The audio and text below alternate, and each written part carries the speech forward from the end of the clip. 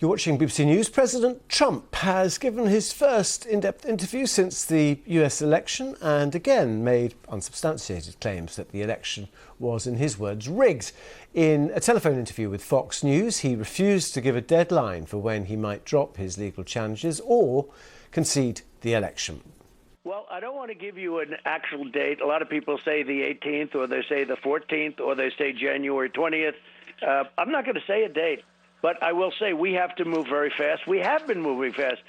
And, look, when you say, is it tainted? Everyone knows it's tainted.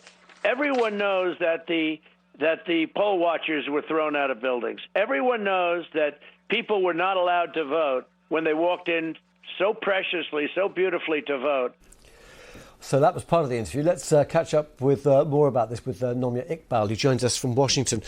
What interested me or struck me was that he said he wanted Joe Biden to prove that every single member who'd voted of the country, 80 million, that it wasn't illegitimate.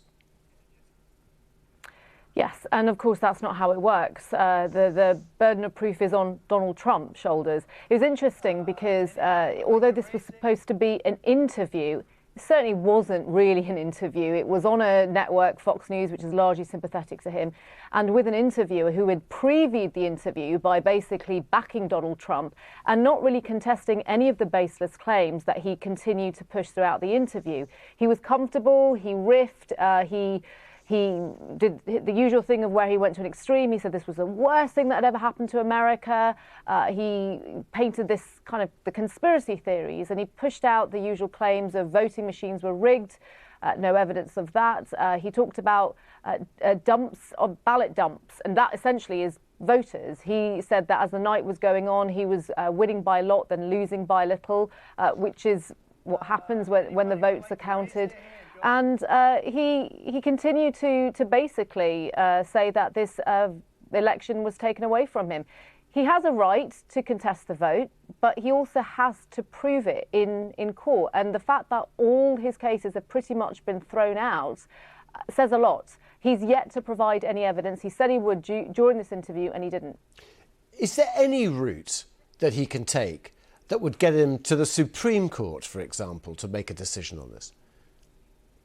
Well, he was asked about the Supreme Court, but of course, to get to the Supreme Court, again, you need a solid case with evidence. And all the evidence that he's suggesting isn't concrete enough. It isn't enough to overturn the result. Yes, he won more than 73 million votes, but Joe Biden won more than 80 million votes. And a lot of the states have come back and certified, including Pennsylvania, which was the state that clinched it for Joe Biden in the end.